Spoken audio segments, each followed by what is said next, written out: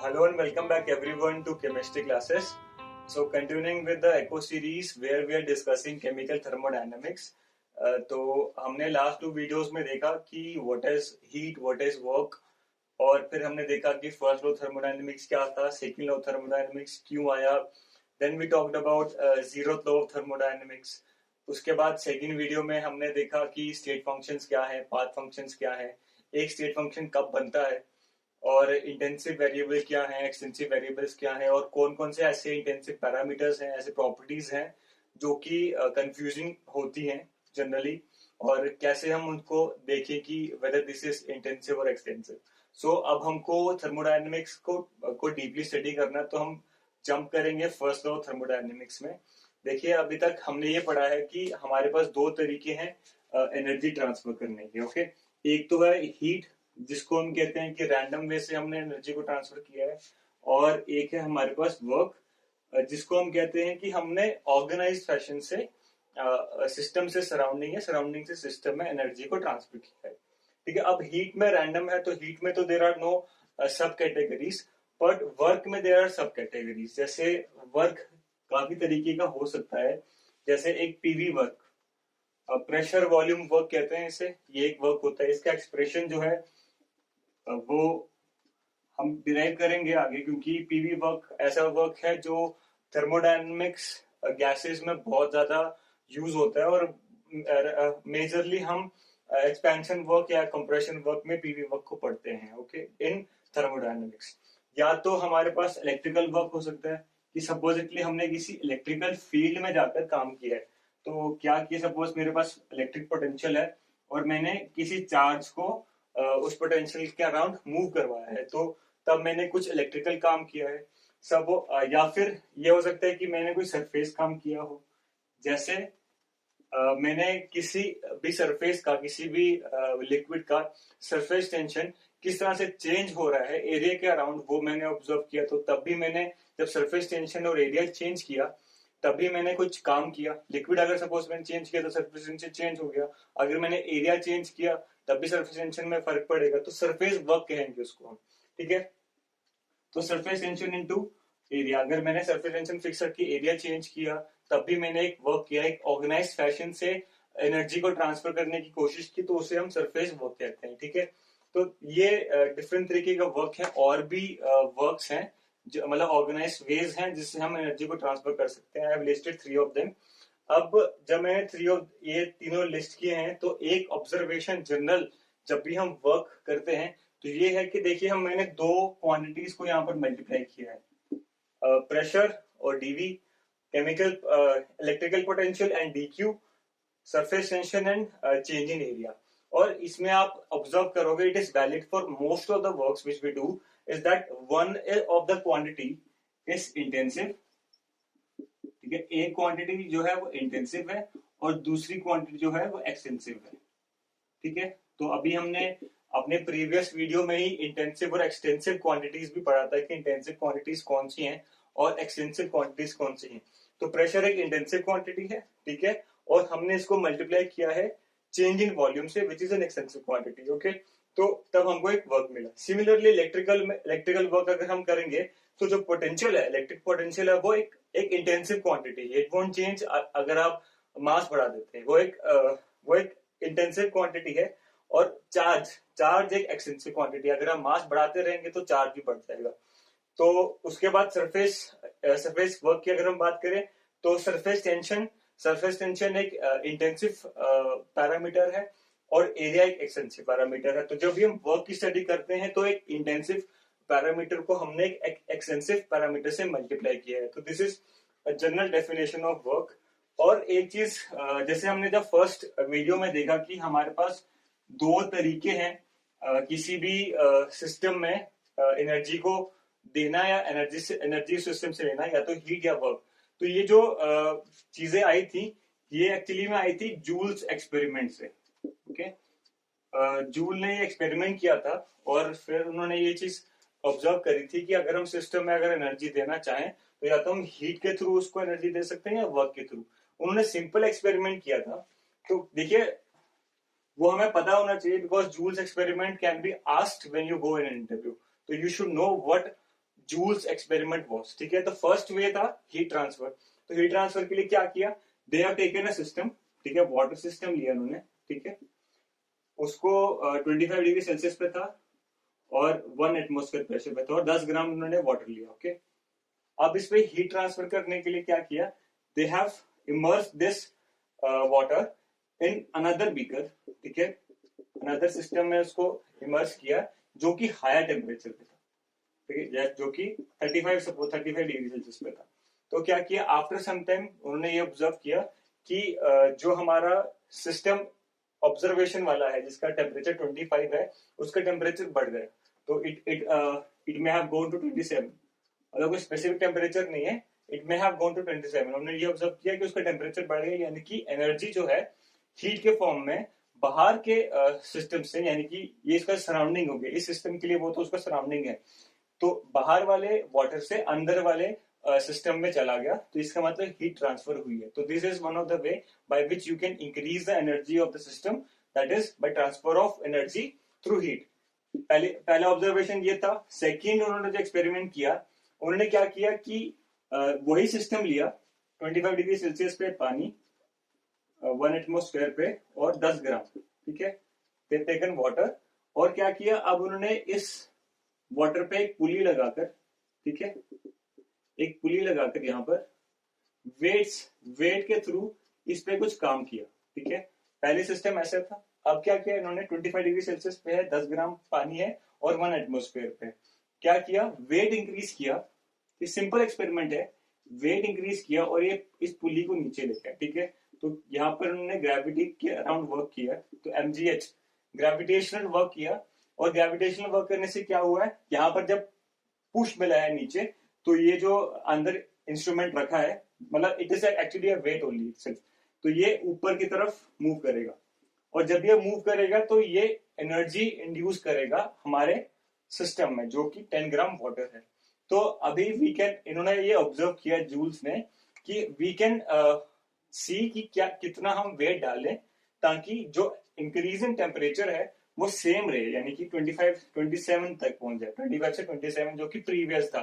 तो उन्होंने ये ऑब्जर्व किया कि we can reach this also इधर बाय हीटिंग द सिस्टम, मतलब putting it in a hot bath, or by doing some work we can increase the energy of the system, and this is what we are studying right now, that there are two methods by which we can increase the energy of a system, that is one by heat which is a random fashion, और one is organized fashion, जो अभी हमने देखा कि mgh उन्होंने किया, तो वो एक ऑर्गेनाइज्ड वर्क था, ठीक है, मतलब रैंडम वे से नहीं था, ऑर्गेनाइज्ड फैशन से एटम्स को मूव कराया गया, तो उसमें mgh वर्क हुआ, और mgh वर्क से हमने अपने सिस्टम की एनर्जी जो है वो इंक्रीज कर दी, ठीक है। ये चीज बेसिक था, जूल्स एक्सपेरिमेंट था, अगर कोई पूछता है तब आप इसको ऐसे बता सकते हैं, ओके।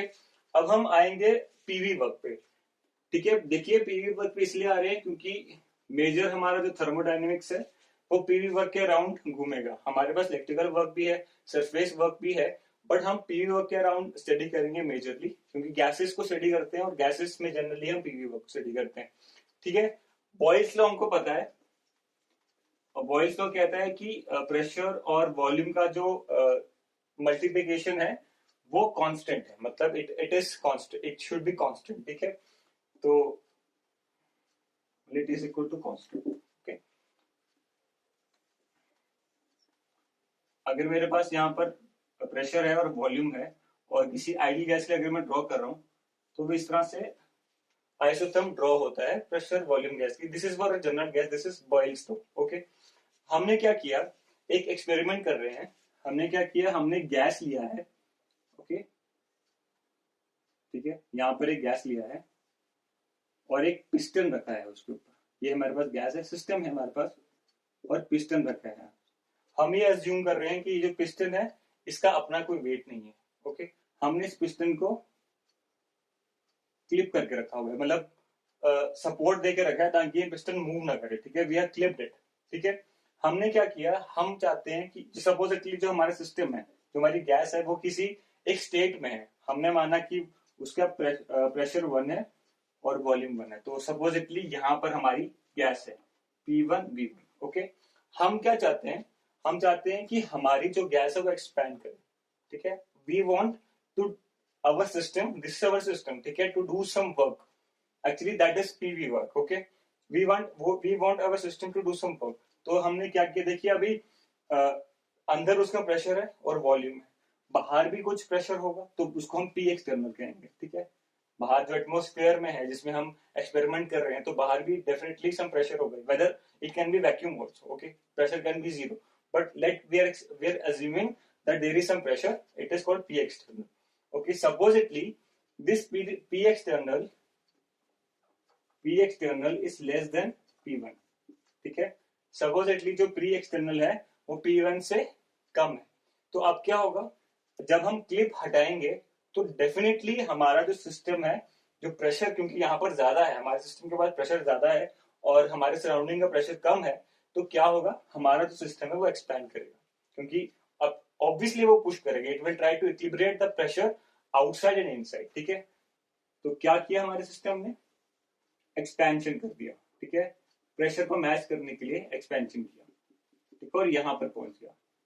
ठीक है, और अब इसका जो प्रेशर है वो P2 हो गया और वॉल्यूम भी इंक्रीज होके V2 हो गया. तो सपोजिटली ये P1 V1 से अब हमारा सिस्टम जो है वो P2 V2 में आ गया. ओके, ठीक है, अभी मैंने क्या क्या अज्यूम किया था, देखिए शुरू में तो हमने इसको क्लिप करके रखा होता, क्योंकि अगर प्री एक्सटर्नल कम है तो वो ऑटोमेटिकली एक्सपैंड करेगी, पर हमने इसको क्लिप करके रखा था. We were not allowing the system to do some work.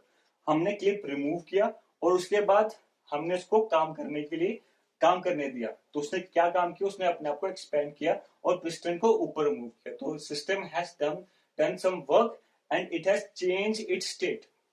Pressure is a state function, volume is a state function. They have changed the states. The state is changed. Pressure is now different and volume is now different. Both of them are state functions. ठीक है, अब हम यहाँ देखते हैं क्या है. Supposedly ये h हाइट है, इसके अराउंड मूव किया है. ठीक है, अब जब हम देखा ये ग्रेविटी के अराउंड इसने मूव किया, ग्रेविटी के अपोजिट इसने काम किया. इसने जो हमारा जो गैस है उसने पुश किया है अपने पिस्टन को अबव. तो they have worked against gravity.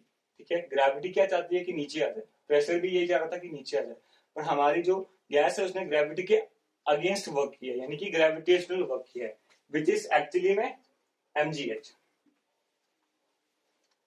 ठीक है, तो जो हमारा वर्क एक्चुअली में हुआ है वो हुआ है mgh. ठीक है, अब हम इस वर्क को ही कन्वर्ट करेंगे प्रेशर और वॉल्यूम के फॉर्म. ठीक है, क्या किया करेंगे, देखिए हमको प्रेशर पता है. ये प्रेशर क्या होता है, weight upon area, that is called the pressure which we are exerting.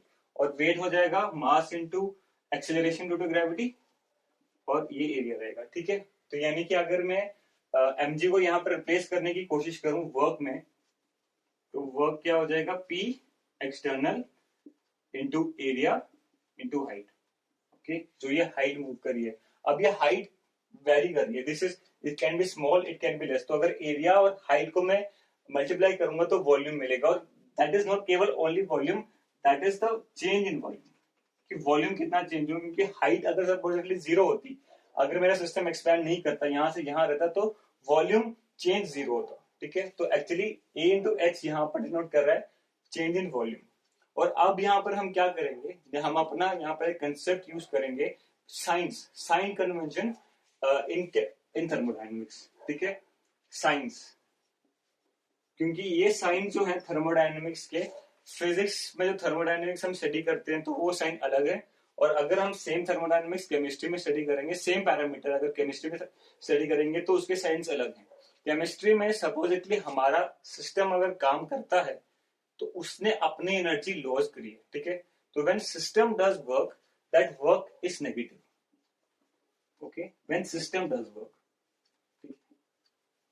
Generally जब भी सिस्टम काम करेगा तो हमारा जो वर्क है वो नेगेटिव होगा, सिस्टम की एनर्जी कम हो जाएगी. ठीक है, ये चीज हमें देखनी है, इसीलिए हम वर्क को नेगेटिव में लिखेंगे कि अगर सपोजली कोई वर्क हुआ है, अगर सिस्टम ने एक्सपैंड करके वर्क किया है, सिस्टम ने खुद वर्क किया है, तब सिस्टम की एनर्जी जो है वो कम हो जाएगी. तो अगर सिस्टम काम कर रहा है तो नेगेटिव साइन यहाँ पर लगेगा. अगर सराउंडिंग काम कर रहा है तब तो पॉजिटिव, क्योंकि हमारे सिस्टम की एनर्जी तब बढ़ जाएगी अगर सराउंडिंग ने काम किया. तो यहाँ पर हम क्या है, हमने की कंक्लूड किया कि जो काम हुआ है जो वर्क हुआ है that is equal to minus P DV. And now we have to focus into a very important thing which we should not miss, which is during derivation itself we have proved कि ये जो pressure है, जो work का ये जो pressure है, ये एक्सटर्नल प्रेशर है. ये इसने एक्सटर्नल प्रेशर, इसने जो ग्रेविटी के अराउंड काम किया है, it is because of the external pressure. जो वर्क हुआ है ये एक्सटर्नल प्रेशर, जो भी मैग्नीट्यूड ऑफ वर्क है ये एक्सटर्नल प्रेशर पे डिपेंड करेगा, ना कि इंटरनल प्रेशर. ये इंटरनल प्रेशर नहीं है, इट्स नॉट इंटरनल प्रेशर.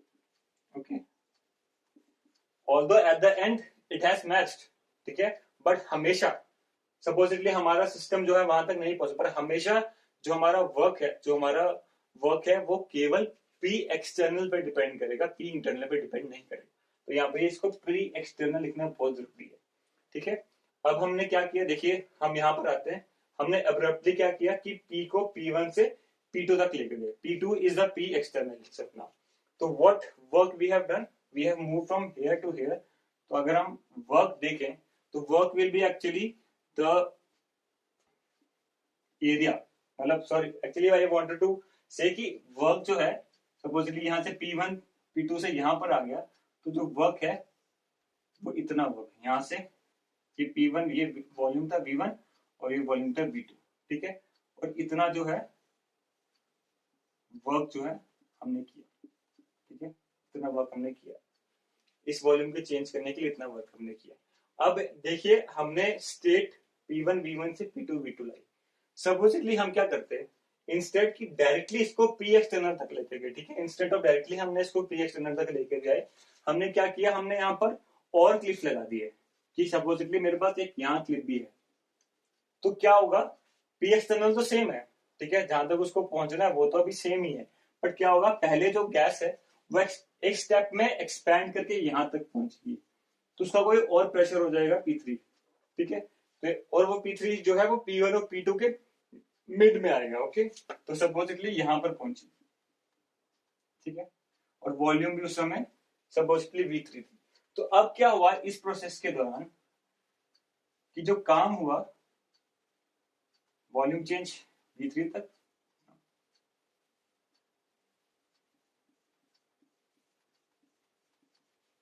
ठीक है, और फिर हमने क्या किया, V3 से V2 तक गए.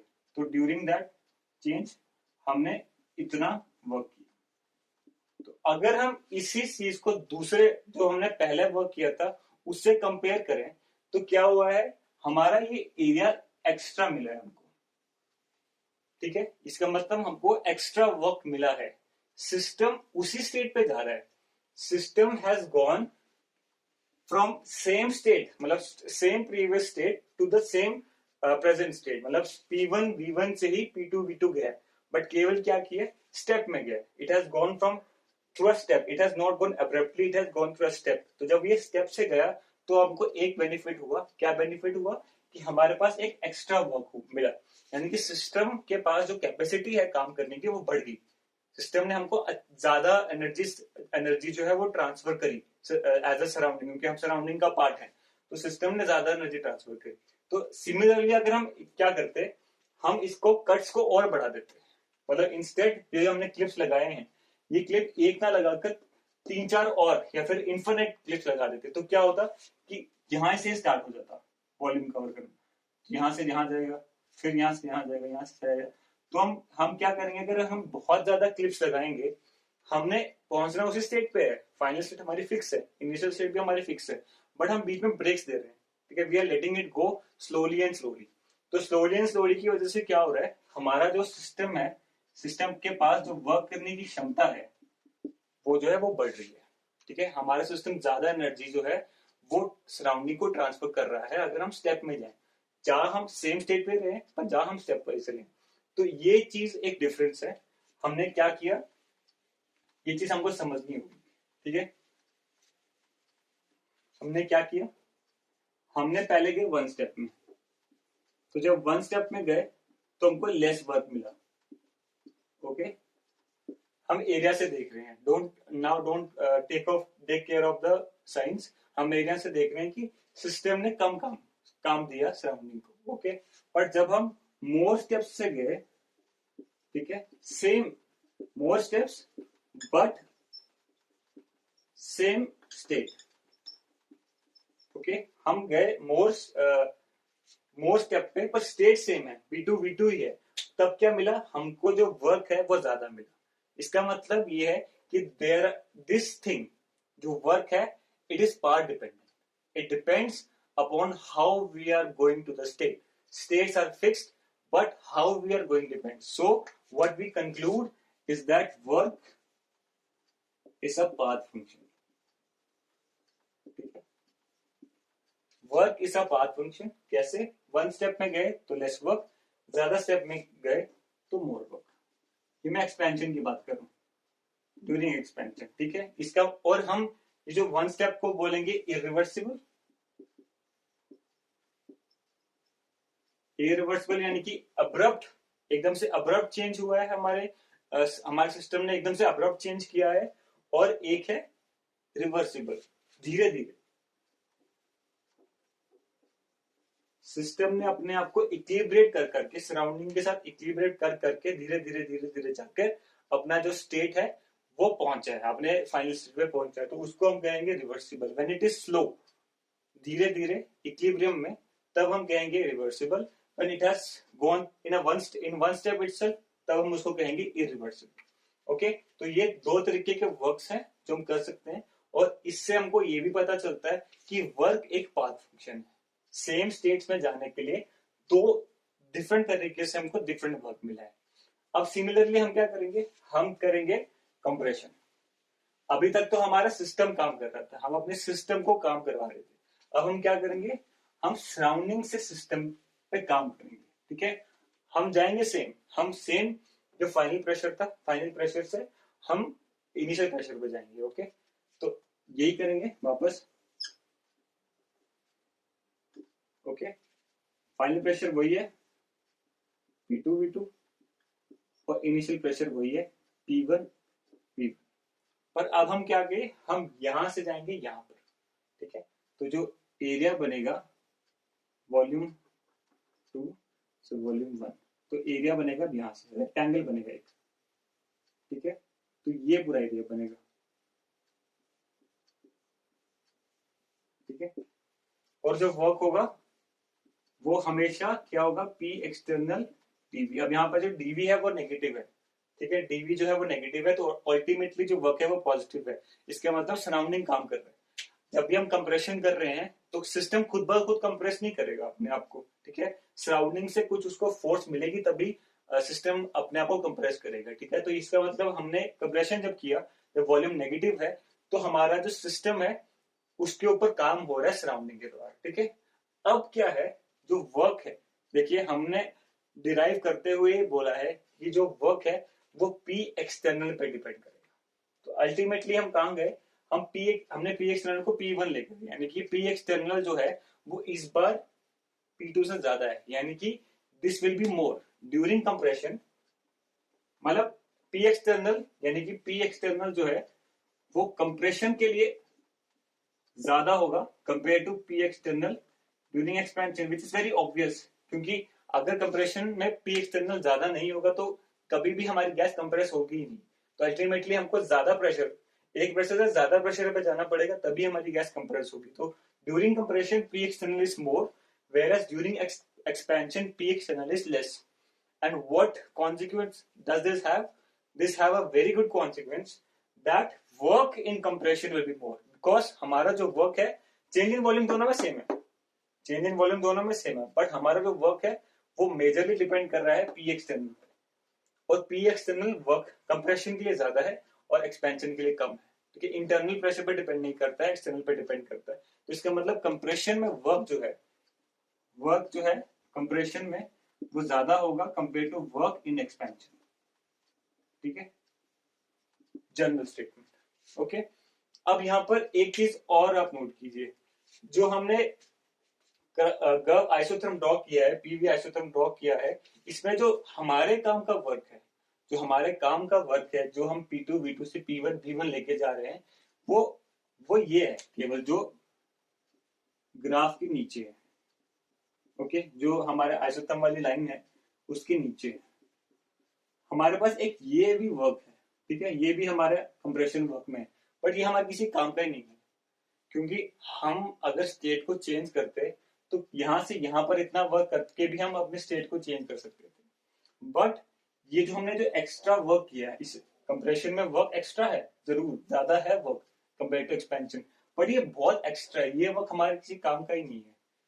हमें तो स्टेट चेंज करनी थी P2 V2 से P1 V1, बट हमें क्या करना पड़ा, उसके लिए ज्यादा काम करना पड़ा, यानी कि एक्सपेंशन करते समय हमें कम काम करना पड़ता है, बट कंप्रेशन करते समय हमको ज्यादा एनर्जी, मतलब हमको जब गैस ने एक्सपैंड किया तो उसने कम एनर्जी सराउंडिंग को दी। सपोजली सेम एनर्जी से अगर हम गैस को अपने सिस्टम को वापस प्रीवियस पोजीशन पे लेके जाएं तो हम कभी नहीं लेके जा सकते, हमको ज्यादा एनर्जी देनी ही पड़ेगी, क्योंकि कंप्रेशन में क्या होता है, कंप्रेशन में वर्क जो है वर्क गेट्स वेस्टेड, ठीक है, during compression work gets wasted. Maximum क्या होगा कि हमारा जो ये काम है वो कहीं भी काम, मतलब काम एक्चुअली वो काम में नहीं है, वो काम का काम नहीं है, ऐसे बोलते हैं that work is of no work because that is not doing the purpose. We could have used the same work and did some other thing. अब बात क्वेश्चन ये आती है कि सपोजिटली ये वर्क हमारे हमारा काम नहीं कर पा रहा, तो एक्चुअली में ये वर्क कर क्या रहा है, जो एक्स्ट्रा वर्क है जो वेस्ट हो गया है वो गया काम। तो देखिए जब हम एक्सपेंशन कर रहे हैं, अभी देखिए एक चीज और आपको नोट करनी होगी, क्योंकि अगर आपने प्रीवियसली अभी तक ध्यान से देख रहे हैं तो आपने एक चीज और नोट करी है कि मैंने एक स्टेप में लिखा है, I have gone from P2 to P1 in one step, that means I have gone in an irreversible fashion, so this is irreversible, ठीक है। तो ये हमने इरिवर्सिबली काम किया है, और इरिवर्सिबल कंप्रेशन में हमारा जो वर्क का वेस्टेज है वो ज्यादा है, ठीक है। इरिवर्सिबल यानी कि क्या, कि अब्रप्टली हमारे पास प्रेशर था, यहाँ पर हमारे पास पिस्टन था, हमने अब्रप्टली प्रेशर बढ़ा के उसको नीचे कर दिया। तो जब हम अब्रप्टली प्रेशर बढ़ाते हैं तो एक्चुअली क्या होता है कि हमारा जो सिस्टम के अंदर एंट्रोपी है, जो रैंडमनेस है, वो बढ़ जाती है, और उसके वजह से क्या होता है कि हमारा सिस्टम एक्स्ट्रा कुछ अमाउंट ऑफ हीट है, क्योंकि रैंडमनेस है, कुछ अमाउंट ऑफ हीट है वो सराउंडिंग में दे देता है। तो यानी कि सराउंडिंग का कुछ पार्ट जो हमने वर्क कर रहे हैं, जो सराउंडिंग का जो वर्क कर रहे हैं, उसका कुछ पार्ट जो है वो हीट में कन्वर्ट हो गया, वो वर्क में कन्वर्ट ही नहीं हुआ, इसीलिए हमारा जो वर्क है कंप्रेशन में वेस्ट हो गया। क्यों, रैंडमनेस बढ़ी है, और हमारा जो वर्क है वो रैंडमनेस में चला गया, यानी कि वो हीट में कन्वर्ट हो गया, that is why it's wasted. हमको तो काम करना था, हमको हीट नहीं चाहिए थी, बट वो अब्रप्टली करने की वजह से हीट में कन्वर्ट हो गया, रैंडमनेस बढ़ गई, इसीलिए हमारा जो वर्क है वो वेस्ट हो गया। तो क्या कर सकते हैं, सेम सेम प्रोसीजर यूज कर सकते हैं कि आप इसको अब्रप्टली मत कीजिए, आप इसको रिवर्सिबल फैशन में जाइए। तो रिवर्सिबल फैशन में जाने से क्या होगा, सेम कि व्हाट वी आर गेटिंग,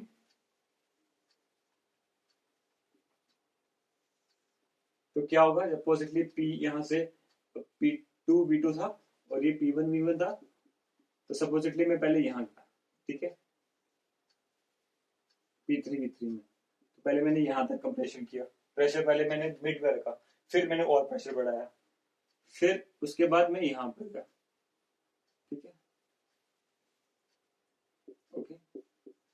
तो अब यहां पर क्या हुआ, जो देखिए इतना जो वर्क था जो मेरा वेस्ट हो गया था, वो अब मेरा वेस्ट नहीं हो रहा, भले ही मेरा वर्क कम है, वर्क यहाँ पर मुझे कम करना पड़े, देखिए ये मेरा वर्क है, ये सराउंडिंग का वर्क है, मैं काम कर रहा हूँ, तो मैं तो चाहता हूँ कि मैं कम काम करके ही अपनी स्टेट पे पहुंचू, आई वॉन्ट कि मैं ज्यादा काम कर रहा हूँ और सेम स्टेट पे पहुंचू, मेरा तो ये मकसद होना चाहिए कि मैं कम एनर्जी खर्च करूं और उसी स्टेट पे वापस पहुंचू। तो यही एक अच्छा तरीका है कि इंस्टेड ऑफ गोइंग इरिवर्सिबली, कि जिसमें मुझे ज्यादा काम करके उस स्टेट पे पहुंचना है, आई विल गो रिवर्सिबली, मैं स्टेप वाइज जाकर सेम स्टेट पे तो वैसे ही पहुंच सकता हूँ, भले मेरा वर्क कम होगा, but at least my work will not be wasted. तो this is happening during reversible. तो रिवर्सिबल में जो मेरा वर्क है वो वेस्ट कम होगा, देखिए वेस्ट अभी भी होगा, क्यों, क्योंकि जब हम कंप्रेशन कर रहे हैं तो ऑब्वियसली ये जो पैरामीटर्स हैं, थोड़े थोड़े पैरामीटर्स हैं, ये देखिए ये भी अब है, तो some amount of work will definitely get wasted, but अगर हम रिवर्सिबली बिल्कुल छोटे छोटे छोटे छोटे बिल्कुल इनफाइनाइट नंबर ऑफ स्टेप से जाएंगे तब हमारा जो वेस्टेज है वो पूरा नलीफाई हो जाएगा और हमें वर्क मिलेगा। ठीक है, तो क्या होगा, जो रिवर्सिबल करने से जो है वर्क की वेस्टेज जो है कम हो जाएगी, लेस। ठीक है, ड्यूरिंग रिवर्सिबल कंप्रेशन। और अब हमने क्योंकि क्या पढ़ा है, अभी हमने एक बहुत इंपॉर्टेंट एस्पेक्ट जाना है। ठीक है, अभी हमने पढ़ा है पीवी वर्क, एक्सपेंशन, कंप्रेशन। ठीक है, पीवी वर्क हमने पढ़ा एक्सपेंशन का कैसे होता है, और फिर हमने पढ़ा पीवी वर्क कंप्रेशन में कैसे होता है। ठीक है, ओके। और हमने एक्सपेंशन में भी दो तरीके पढ़े, इरिवर्सिबल, रिवर्सिबल। कंप्रेशन में भी हमने दो तरीके पढ़े, रिवर्सिबल और इरिवर्सिबल। ठीक है, अभी हमने क्या पढ़ा, कंप्रेशन में जो वर्क है वो ज्यादा होगा। ठीक है, okay, we are trying to relate this works because this is a statement this is generally asked in entrance examinations also, और generally ये आपके सपोज अगर आप बीएससी में भी हैं तो बीएससी में भी पूछे जाती हैं स्टेटमेंट्स। देखिए, कंप्रेशन का वर्क ज्यादा है एक्सपेंशन से, ओके। इरिवर्सिबल का वर्क कंप्रेशन में ज्यादा है। ठीक है, इरिवर्सिबल हमको ज्यादा काम करना पड़ा कंपेयर टू रिवर्सिबल। यहां पर अगर हम देखें इरिवर्सिबल इरिवर्सिबल में, तब क्या होगा, जो रिवर्सिबल हमने प्रोसेस किया था, देखिए, तो रिवर्सिबल में हमको सारा वर्क मिला था कंपेयर टू इरिवर्सिबल। ये अभी हमने स्टडी किया है, अभी हमने ग्राफ के थ्रू ये देखा है, तो रिवर्सिबल में हमारे पास काम ज्यादा है। बट एक्सपेंशन और कंप्रेशन अगर हम रिवर्सिबल में करेंगे, चाहे हमने रिवर्सिबल यहां से यहां रिवर्सिबल गए और या फिर एक्सपेंशन किया यहां से यहां रिवर्सिबल ही आए, तो सेम वर्क होगा ना। अगर हम यहां से यहां जाएंगे रिवर्सिबली, क्योंकि रिवर्सिबल यानी कि मतलब सेम पाथ फॉलो हुआ है, और यहां से यहां जाएंगे रिवर्सिबली तब भी सेम पाथ फॉलो हुई है और एरिया सेम है, यानी कि रिवर्सिबल कंप्रेशन और रिवर्सिबल एक्सपेंशन का जो वर्क है वो ऑलमोस्ट सेम है। ठीक है, बट कंप्रेशन का वर्क इरिवर्सिबल का सबसे ज्यादा है और एक्सपेंशन का इरिवर्सिबल का वर्क सबसे कम है। तो अगर कोई आपसे पूछे कि you have to put these things in order, तो what you will write is that expansion work है, एक्सपेंशन इरिवर्सिबल का वर्क, देन एक्सपेंशन रिवर्सिबल का work is equal to compression reversible का work which is greater than compression irreversible का work. और ये चीज हम कोई इलॉजिकली नहीं बोल रहे, ये हमने देखा है अभी, और इस तरह से ही वर्क होगा। ठीक है, तो ये एक इंपॉर्टेंट एस्पेक्ट है, एंट्रेंस एग्जामिनेशन में भी पूछा जाता है कि कौन सा वर्क ज्यादा होता है, और ये जनरली इंटरव्यू में भी पूछ सकते हैं आपसे कोई। ठीक है, देखिए थर्मोडायनेमिक्स एक ऐसा टॉपिक है कि उसमें से इंटरव्यू में कुछ भी आ सकता है। ठीक है, क्योंकि हर एक चीज उसकी लॉजिकल है। ठीक है, और अब हम आते हैं अपने फर्स्ट लॉ थर्मोडायनेमिक्स में। ठीक है, हमने अभी क्या किया, हमने अभी ये वर्क करके देखा। ठीक है, और ये हमारा एक जनरल ऑब्जर्वेशन है। साइक्लिक वर्क की अभी हम बात नहीं की। देखिए, साइक्लिक वर्क क्या है, एक चीज जरूर नोट करना, जब हमने यहां से एक्सपेंशन किया, ठीक है, हमने V1 से V2 गया। ठीक है, हमने क्या किया, हम यहां से गए यहां पर, तो हमने इतना वर्क किया। ठीक है, या फिर अगर हम इरिवर्सिबल ही मान रहे, ठीक है, don't take it reversible, take it irreversible. ठीक है, तो अगर हमने वर्क देखें, इरिवर्सिबल एक्सपेंशन में हमने इतना वर्क किया। ठीक है, और रिवर्सिबल कंप्रेशन में हमने इतना वर्क किया। ठीक है, अगर मैं पूरी साइकिल की बात करूं, पूरी साइकिल में वर्क कितना हुआ है कि पहले यहां से यहां गए और फिर यहां से यहां आए।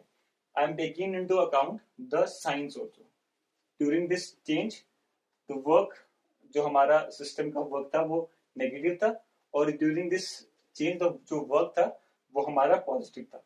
तो अभी ये ऑब्वियस है कि पूरे साइकिल के टाइम पे हमने जब पूरा साइकिल किया है तो वर्क जो है वो नेगेटिव पूरा नलिफाई नहीं हुआ, यानी कि ये अगर नेगेटिव था तो जो पॉजिटिव था वो ज्यादा था compare to negative, obviously which is also been obvious from the graph. तो जो नेगेटिव है, जो पॉजिटिव है वो ज्यादा है कंपेयर टू नेगेटिव। इसके मतलब साइक्लिक प्रोसेस में अगर हम वर्क को देखेंगे, it is not zero, it is not going to zero. तो अगर हम साइक्लिक में वर्क को देखेंगे it is not zero, and generally this is true कि जनरली हमारा जो साइक्लिक वर्क है मोस्ट ऑफ द केसेस में जीरो नहीं होता है, and same goes for heat also, ठीक है। साइक्लिक में हीट भी जीरो नहीं होती है।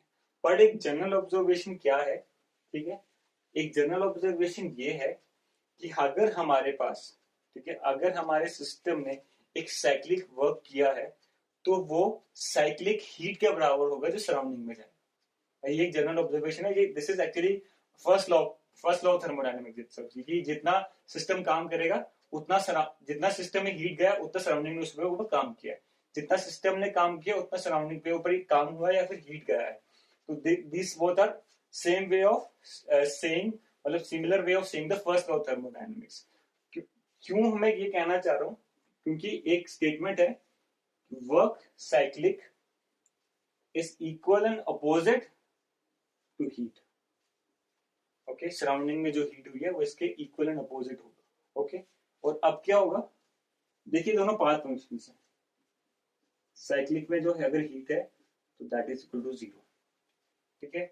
और अब हम क्या कर रहे हैं, हमने क्या किया, हमने इस W प्लस क्यू में को ऐड करके एक quantity they the first law thermodynamics को रिलेट करने के लिए कि साइक्लिक में, मतलब हमने अभी देखा this plus this in cyclic is zero, so what will happen is we have given our new term which is called U which is zero in cyclic.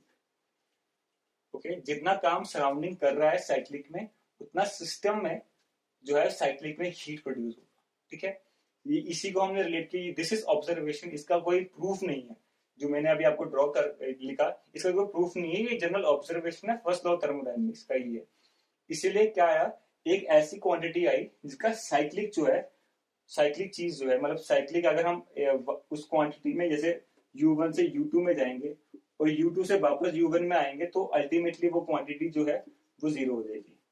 But work में ये नहीं हुआ था, अभी हमने देखा वर्क में ऐसा नहीं हुआ था। अगर हम वन से टू में जाएंगे, टू से वापस वन में आएंगे तो वर्क जीरो नहीं हुआ था साइक्लिक में। बट ये क्वांटिटी ऐसी है जो साइक्लिक में जीरो है और इस क्वांटिटी को हम बोलते हैं इंटरनल एनर्जी, ठीक है। इंटरनल एनर्जी अब क्या क्या को कॉन्स्टिट्यूट करती है, किन किन चीजों को कॉन्स्टिट्यूट करती है, ये हमने फर्स्ट वीडियो में भी देखा था कि हमारे काइनेटिक एनर्जी, सिस्टम की जो काइनेटिक जो मॉलिक्यूल्स हैं उनकी काइनेटिक एनर्जी को देखेगी, फिर पोटेंशियल एनर्जी को देखेगी, सिस्टम की पोटेंशियल के अराउंड तो नहीं प्रेजेंट है, फिर जो कॉन्स्टिट्यूएंट्स हैं जैसे जो हमारे एटम्स हैं, उसके बाद जो हमारे न्यूक्लियस है उनके पास एक न्यूक्लियर एनर्जी भी रहती है, तो उनकी वजह से उसके पास एक एनर्जी रहेगी, ठीक है। और उस एनर्जी को हम बोलेंगे इंटरनल एनर्जी, ठीक है। अब जब हम देखिए हम जब हम काइनेटिक एनर्जी की बात करेंगे तो we are talking of kinetic energy within the system, okay, within the system. Supposedly आपने सिस्टम लिया है, ये मेरे पास गैस का पिस्टन है, तो इसके अंदर जो गैसेस मूव कर रही हैं उनकी काइनेटिक एनर्जी है, तो it is going to constitute for the internal energy of the system. But supposedly जो मेरे पास सिस्टम है, अगर मैंने पिस्टन को ही मूव कर दिया अंदर सिस्टम तो का तो अपनी काइनेटिक एनर्जी अलग से है, बट सपोजिटली पिस्टन को ही मूव कर दिया तो अब एक पिस्टन की भी तो काइनेटिक एनर्जी आ गई। But this kinetic energy which is because of moving the piston, moving the system itself, this is not going to count to the internal energy. Internal energy पे काउंट केवल उसके अंदर में जो मॉलिक्यूल्स है उनकी काइनेटिक एनर्जी करेगी। अगर पूरा का पूरा सिस्टम ही मूव कर रहा है तो अगर तो इसके पास भी काइनेटिक है क्योंकि वॉल्यूम तो इसके पास भी है, बट वो जो काइनेटिक एनर्जी है वो उसकी इंटरनल एनर्जी नहीं है। देखिए इंटरनल एनर्जी केवल कॉन्स्टिट्यूएंट्स की है, जो अंदर मॉलिक्यूल्स प्रेजेंट है उनकी है, बाहर जो सिस्टम अगर मूव कर रहा है उसकी नहीं है। ये भी एक इंपॉर्टेंट एस्पेक्ट है इंटरनल एनर्जी का, ठीक है। और इंटरनल एनर्जी एक स्टेट फंक्शन है, अभी हम देखेंगे। एनर्जी एक स्टेट फंक्शन है। स्टेट फंक्शन यानी कि एक स्टेट किसी सिस्टम की स्टेट को डिफाइन कर रहा है कि अगर सिस्टम यहाँ पर है या यहाँ पर है, ठीक। सिस्टम की स्टेट को डिफाइन कर, it is a state function and it is sum of heat and work. तो अगर यू है तो सपोजिटली मेरा सिस्टम एक इंटरनल एनर्जी में था, तो फिर वो हीट या वर्क करने पे दूसरे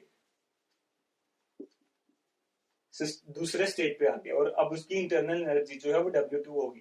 तो जो चेंज हुआ है उसकी इंटरनल एनर्जी पे, that will be equal to the amount of energy which we have transferred.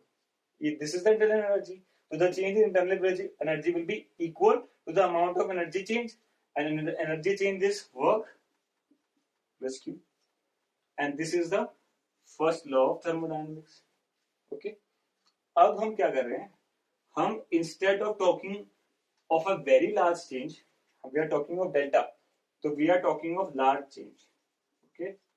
Instead of talking of a very large change, we need to talk of a small change. ठीक है, small change, infinite small change, D की बात करेंगे, small change. और अब क्या होगा, हमारा वर्क और हीट में भी स्मॉल चेंज की बात करेंगे. ठीक है,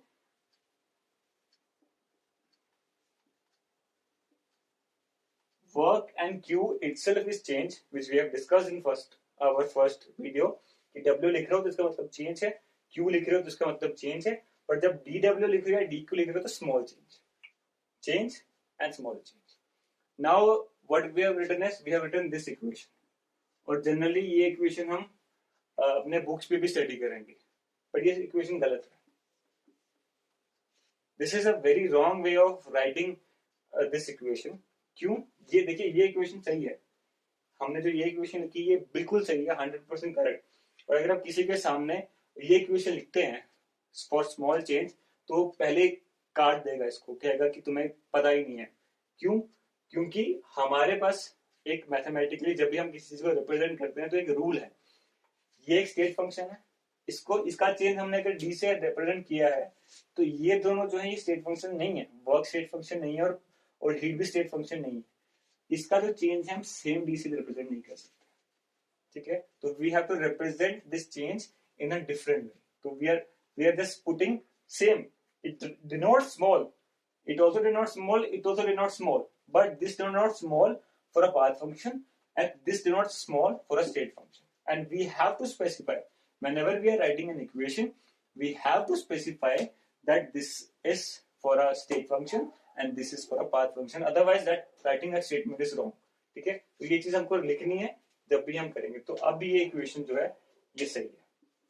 ठीक है, जब तक हम इसको डिफरेंशिएट नहीं करेंगे तब तक वो इक्वेशन गलत है. और हम आगे जाके यही पढ़ेंगे क्योंकि हम जनरली स्मॉल चेंज की बात करते हैं. ओके, अब देखिए, अब जो हमारा इंटरनल एनर्जी है, इंटरनल एनर्जी जो है, हम अगर गैस की बात करें, ठीक है, अगर हम गैस की बात करें और एक क्लोज सिस्टम में वो गैस है, ठीक है, तो जो हमारी इंटरनल एनर्जी है वो डिपेंड करेगी टेम्परेचर और वॉल्यूम.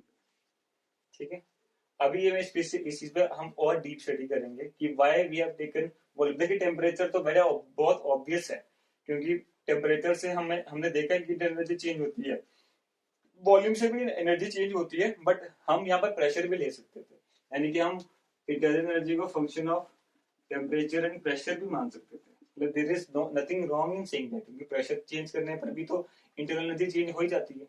तो why are we specifically saying कि वॉल्यूम चेंज, वॉल्यूम को आप ये हम पढ़ते नहीं, बट दिस इज आल्सो सही, दिस इज आल्सो करेक्ट. ऐसा नहीं है कि ये स्टेटमेंट गलत है, बट जब हम डेरिवेट करते हैं इसको, जब पार्शियल डेरिवेटिव्स करते हैं किसी भी फंक्शन का, जैसे हमने जब आइलर्स इक्वेशन पढ़ी थी, तो जब भी हम पार्शियल डेरिवेटिव करते हैं तो अगर डी यू मेरे को निकालना है तो del U by del T at constant v निकालना पड़ेगा dt plus del U by del v at constant t, ये निकालना. ठीक है, सिमिलरली जब प्रेशर की बात आएगी तो मेरे पास ये तो सेम रहेगा, बट क्या रहेगा यहाँ पर, एक del U by del p रहेगा एट कांस्टेंट.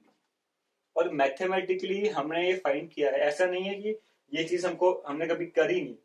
जो जब थर्मोडायनेमिक्स लिखी जा रही थी तब हमने दोनों चीजों को लेकर चला. हमने इंटरनल एनर्जी को फंक्शन ऑफ टेम्परेचर और वॉल्यूम भी लेके किया और इंटरनल एनर्जी को फंक्शन ऑफ टेम्परेचर और प्रेशर भी लेके गए. बट हमने ये आगे जाके जब हम उसको कैलकुलेशंस करी तो हमने ये चीज फाइंड किया कि इसको कैलकुलेट करना इजी है. मतलब change in internal energy with respect to volume is easier to calculate than the change in internal energy with respect to pressure.